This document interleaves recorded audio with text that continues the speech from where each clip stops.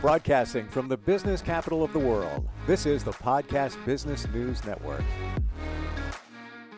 Welcome back, everybody. What are you thinking about? What's on your mind right now? What's going on in your life?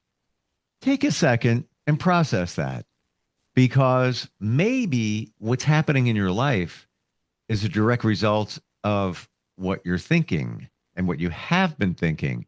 And I want to also add to that, what's happening in your life, good or bad, could be coming from the thoughts you have.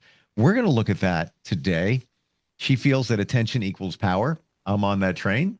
We're going to dig deep into this and potentially change your life. I think some aha moments, some realizations, and that's by way of a wonderful spiritual advisor and life coach. And I've learned a lot from her in the time that we've gotten together. Sara Regester, Directions for Wellness, joins us back again today. How you doing? I'm great. I'm happy to be here and diving into our topic. I love this topic because I believe it's pretty much everything. And I'm still a student of manifestation, working on it, need to work better at it. I always say I'm going to make a vision board. I have yet to.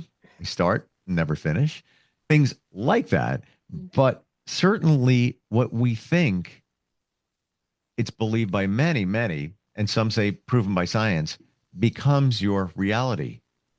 It's almost like what your parents used to say, be careful what you ask for. Because Exactly. that's what you get. What are your thoughts? Yeah, it's a big topic to explore, in the sense that as I say it, attention equals power, because where your attention goes is what grows. And so if we're focused on the negative, the half empty cup versus the half full cup, it's like if you think about the worst case scenario in the future that might happen, that, it's like you're forecasting where you're going to go. And so it gets back to that mindful awareness of paying attention of what we're thinking, so that we can actually be more consistent in our follow through and completion of the vision board or the whatever the project is. It's important to think about where your focus is, and not, it's normal to be distracted and to get kind of internal dialogue going, but it's always important to bring it back to the focus of what matters. Scale of 1 to 10, 10 being everything you think of is the direction you're going to head in. Would you say that's a 10? I would say it's a 10. Just think of a time in your life when you thought, wouldn't it be nice if I had X? Or wouldn't it be great if this thing happened? And then lo and behold, it presents in your life. And you think, gosh, I was just thinking about that. Yes. Now let's reverse engineer it. What do you say to people who say, I am thinking it, it's not here, it hasn't shown up? Or others who say, I can't believe what happened. This is just, it's just catastrophic. How did this even happen? Did they think that somewhere along the way feed into that situation? Potentially. Hmm. And it's almost like getting back to your expression, be careful what you pray for, or be careful what you ask for, because you never really know how universe will present it. Hmm. But in truth, universe, whatever your faith practice is, always says yes. So if you say, and you have to be careful how you articulate it. If you say, I hope I don't flunk this test, versus I hope I pass this test, it's something that universe says, okay, don't, flunk the test, because that's what universe will say yes to. So Hmm. it's almost that internal language in how you're sculpting it. But there's also a bigger piece of internal healing about your self-acceptance, self-worth, self-deservement, of, what are the other ways that you're sabotaging where your attention is. And so there's Hmm. probably more going on, that you think you're focused on something, but there's also other focus that is sabotaging what that desire is. I hope I don't flunk this test. So, using those words, Uh-huh. is this what's going on? You say that, and it comes from a good place. You want to pass, but you use the words, I hope I don't flunk this test. Your subconscious hears flunk this test, flunk this test. So it wants to support you. It's kind of dumb. But it wants to support you. So it's hearing flunk this test. So it's going to do everything within you to help you flunk this test. Is that kind of what's going on here? Yes, because your attention and your focus is on the fear of failure. You're okay. Hmm. Hmm. Hmm. Wow. I've I've reset myself with language as much as I can, and it's a work in progress. This one, most of us use. Let's say you're going to go to a new restaurant. Can't You're looking forward to it. Many of us say, "I can't wait to go to that restaurant. I can't wait to go to that restaurant." Well, you're coming from a place of negativity. You have to wait to go and all of that, as opposed to saying, "I'm looking forward to going to that restaurant." Is it similar? What we're talking about there, those little things that we throw, it's almost like we throw roadblocks in our way. It comes from a good place, but we're derailing by the language that we use. Yes, and there's also expectations, judgment, attachments, the whole other Mm, energy that's going on behind that, what you're looking forward to, what you expect it to look like, what you think it's going to be, what it needs to be to meet your expectations. And so often that's sort of the what's at play in the background that can sabotage that heart's desire. what if, now maybe this is crossing the bridge further over to manifestation, but what if you want that perfect person to show up in your life? Maybe, yeah, relationship ended a while back and now it's time. And you've done what you think is the work on manifesting the right person. Maybe you've been even intentional. You write down what the qualities of this person is, et cetera, et cetera, et cetera. Hasn't happened. Been a while. You think it's reasonable, no matter, I've joined groups, I've done this, I've done that. You would think that this person would present, or at least somebody close to this person, and it hasn't happened. But you are thinking it. Back to our point, be careful what you ask for. What would Mhm. you say to somebody in a situation like that? I would say part of it is learning to trust in the timing and again, letting go of expectations and attachment. That is the practice right there, is being in trust and being in the now of what you do have, not focusing on what you lack. So there's still something. Mm, Attention equals power, that you're keeping it away from you, whatever, say it's a partner, that there's something about the internal dialogue that might still be putting conditions. It has to be this person, this way, under these circumstances. And so it's like creating such a narrow channel mm, that you're not really keeping your options open for what possibly could happen. right. In your mind. Limiting. It's a limiting belief that's holding Yes. you back. And it could be even those finite details that you're limiting your probability of success. Let's say it's got to be somebody that has blonde hair, blue eyes. That's my type. Blah blah blah blah. Well, is it really your type? You think it is. The universe knows what's best for you, and Mhm, certainly to your point, the time frame. It's all on universe time, not yours. So mhm. got to be patient, but also there's probably something that you've got in your subconscious, something floating out there that's holding it back, and you might not even realize it. Definitely. And so that's where you really want to pay attention to your, you want to be definite with the infinite. And so there's something about being unwavering in your trust and faith that you are moving towards what it is you desire. And so it's important to live your life in the now as if you already have what you desire. And again, how important it is to focus on what you already do have in regards to happiness, fulfillment, pleasure in your life, living your life fully, and not just waiting, thinking life won't happen until this person comes. Well, guess what? You're not going to be Mm. in the stream of life because you're waiting, waiting, waiting. My life, I'll be happy when this person comes. My life will be different when this person comes. And how important it is to be true to yourself. It gets back to thine own self be true. That here's the biggest, like your soulmate is actually that inner man, inner woman within you. And any outer relationships you have are merely a physical reflection of what's inside of you already in your own internal bonding. And that's a kind of unusual concept, perhaps. But sometimes people think their soulmate is someone outside of them, but it's actually not. You already have it. You just have to tap into that internal male female balance within yourself.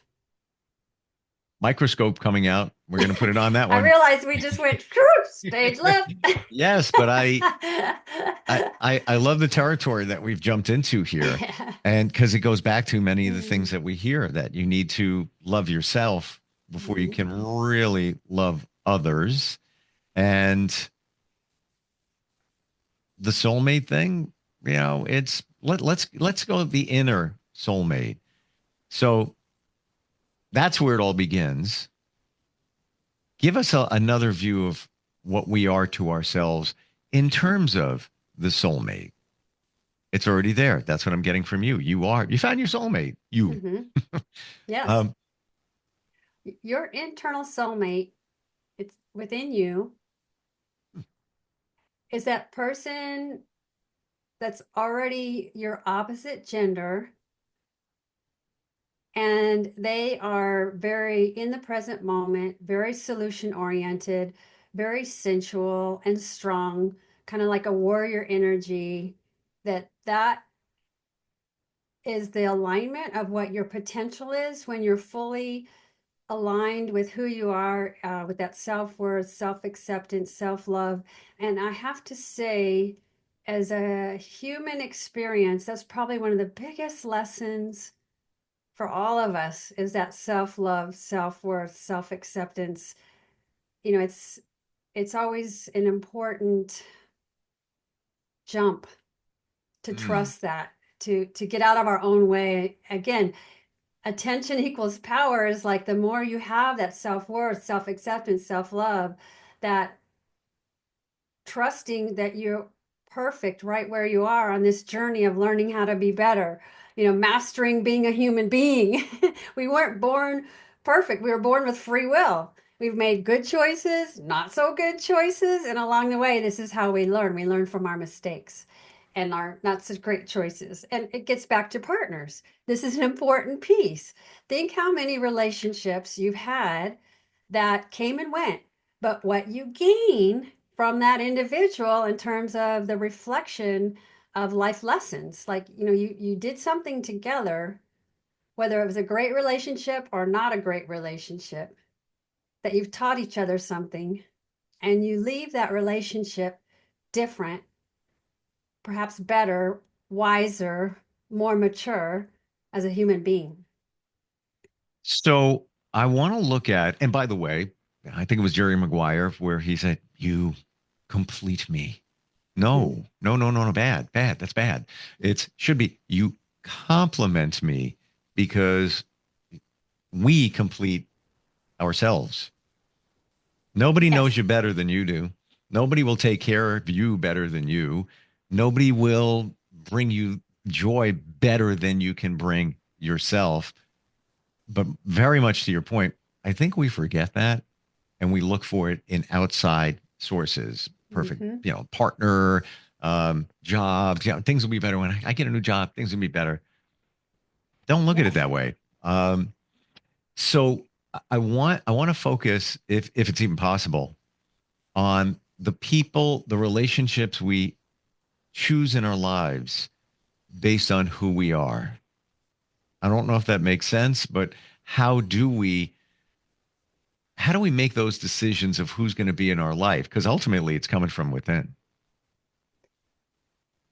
Yes, and there's something about the choice. I mean, you feel an attraction. There's a magnetic attraction, alignment, cohesion, as you start to make a union with someone and you start to share life together and you are mirror reflections for each other. And so the degree that you can be co-empowered in terms of the equal listening, supporting, challenging of each other and not like dominating, going to the dark side of giving away your power and where some of us have been in relationships, put my hand up here. On that journey of learning co-empowerment is often why we come together in relationship. And there's a piece here that you shared that's really important that you are the expert of your life. And so this is where coaching Hmm. is essential. It's not counseling, it's not therapy. So when people come and talk to me about their relationships, we work on you who's sitting right in front of me because I'm the expert of the change process and the transformation. But you are the expert of your life in terms of where you want to go, how fast you want to go, what you're willing to do to transform. And so, what I have found in my coaching practice that amazes me is I'll be coaching someone with relationship problems. And in my mind, I'm like, oh, they need a marriage counselor, they need couples counseling. And I stay on that track of keeping it focused on you, the coaching partner. And it's amazing that when we do our internal work, when we truly turn the microscope inward and do our own healing, find what that heart's desire is, own our value, whatever that transformation of healing will bring, that's when the relationships get stronger. Whether it's the current relationship gets better or the new relationship comes in. And it's the same with the job. If you keep leaving relationship to relationship looking for the better one and you bring your same pattern into the new relationship, guess what you're Sure. going to do? And Yeah. the job, rinse and repeat. You take this job isn't what I want. This is so this people are like that. It's a toxic environment. Wherever people are going complaining about their job, they get a new job, bring their pattern and their way of being into the new job, they're going to bring in the same scenario until they figure out how to take responsibility for themselves to show up differently in their life. Mm. So, I And mean, it's it's, it's classic. You know, how many times somebody, let's say a woman, has said, I don't know what, Sarah, I don't know what's going on. I keep finding this. Aren't there any nice men out there? I keep finding the same ones. You know, yeah, they're deadbeats. They're just there's no emotion. I don't know what's going because you asked for it. Because you haven't done the work within. And I even look at in my life and relationships along the way, and I even go back, and this is gonna be sophomoric when I say it, but it's like, what was I thinking? What was I thinking at that time? Like, why did that show up? Why was I okay with that? And it could be in any type of relationship. I'm even looking at one now where it's a friendship, um, and I view the person differently than when I first met them. I saw them in a different light, but now 3 years later, it's like not really what I thought they were. It's all good, and not and maybe I've progressed in my journey, and they just are different to me now. But I like to analyze those kind of things. I know we're going deep here, but maybe it's a secret to figuring us out when you start kind of putting the pieces together, over a period of time. yeah. Well, I think too, what happens, whether it's an intimate relationship or a friendship, Hmm. the more we do our internal work, our personal growth, we make change, we can outgrow relationships. And what's important about personal growth is that everyone has their own natural pace, their own speed of self growth and development. That some people barely scoot, barely move, but they're going to be changing. Some are going to take a hop and hop and hop. Some people are going to like pew over into the abyss, into the unknown, and like just go for it. And so we have to respect each other's kind of pace of growth. And within relationships, we might outpace each other. That one of us has made these huge leaps, and suddenly we're really not feeling that alignment or that cohesion with that other person, whether it's a friendship or a partner. Mm. And so we have to respect that. We've gotten what we needed at that time. that were Sure. the reflections and the engagements, and now we're ready for something new. And so we have to trust that ever evolving person that we are, to know that we're always going to be kind of throughout our lifetime, people are going to come and go, and they're all going to be touching us in some way to reflect who we are through our engagement with them. I've And that's, often heard it's every 5 years.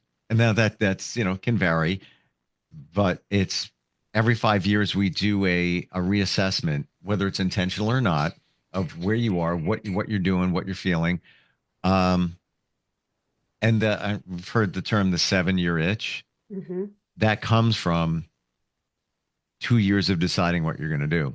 So a lot of times in relationships, you've had that, close, intimate relationships, marriage, whatever. The 5 year comes up, and then two years to act on it. And I'll be honest with you, I thought that was kind of crazy when I heard that. Mhm. And then I started tracking back my life, and every 7 years, give or take a little bit, there was some pinnacle moments. Coincidence, maybe, but I don't know. It's a little too coincidental there within the 7 years. What are your Well, thoughts on the 5 year evaluation? yeah. Well, it actually in the lineage I work with, it's every 3 years we go through a new circle of life experience, which is another conversation. But in terms of the Hmm. 5 year, 7 year itch, what's important to recognize is that how long do we stay in that comfort zone where things aren't really the way we want them, but we settle? And the greatest fear people have is of loss. And if I lose this relationship, I'm afraid I won't have any. This relationship is better than no relationship. Yep. And so there's something about that settling, compromising, not pulling the trigger on making the change because you're in the comfort zone, the devil you know, and you can really talk to yourself of like, well, I'm very loyal and this person is really in there with me, and all the reasons that we stay when actually the shelf life is finished and you're ready for something that's different. Hmm. And so being willing to step out of the comfort zone of the devil we know is often like where we need a catalyst kind of energy to get us to say, okay, this is it. I'm out of here, or however we do it. You got to work into it, I think, sometimes because you had a history together, and it's been a shared life together, and so to unwrap that, often can be a process that needs time versus just, done and gone. We're just about out of time. Oh, A final question here. Do you truly believe that if we hold on to those things, call them relationships, whatever the relationship is, if you hold on to something that you know doesn't support you, that you are just blocking what should be coming into your life? mhm. That's the perfect opportunity to do your self work, self healing, self love, self acceptance, self worth. You deserve something more. You desire something more. What will it take for you to actually own it, that you're willing to bring in what you desire? Gotcha. And just reflecting back on, you said the 3 year mark. Mhm. I feel, personal opinion here, I said 5 years is like kind of a baseline for all, and then the 7 year itch, whatever. I feel that once you start doing the work on yourself, it is 3 years because Mhm. you're evolving way faster. It is. Yeah. And within that, you have certain 9 month cycles that's like a surge of change energy that you can ride that wave and really make some big leaps in the certain every 3 years window. Mm. Mhm. It's Yes. cool once you start understanding this stuff and then start applying it to your life. But you can't do it alone. You need somebody to walk that journey, like you said, within coaching, to bring these things to light. Best way to find you, Sarah? How we do that? Yes, Directions for Wellness is my website. And on that book, you'll see my book, stuttering. You'll see my free ebook, How to Grow from Your Stress. I was trying to get that out. And then, of course, my book is on Amazon, Audible. It's The Courage to Shine, How to Feel Confident Outside Your Comfort Zone. And I'd love to meet any of you on directionsforwellness.com. I love the title. Courage to Shine is fantastic in itself. But the subtitle, How to Feel Confident Outside of Your Comfort Zone, that's everything. That is like the secret to life. Here it is. There you go. Exactly. Because those changes aren't going to easily come unless you feel comfort and get outside of your comfort zone. But we want to feel that we're okay being there. Again, you can't do it alone. Thank you so much for being here today. I know we got a little deep here, but Oh, yeah. for good reason. It's all good. It's all good. Yep. And we'll catch up next time. Thanks again.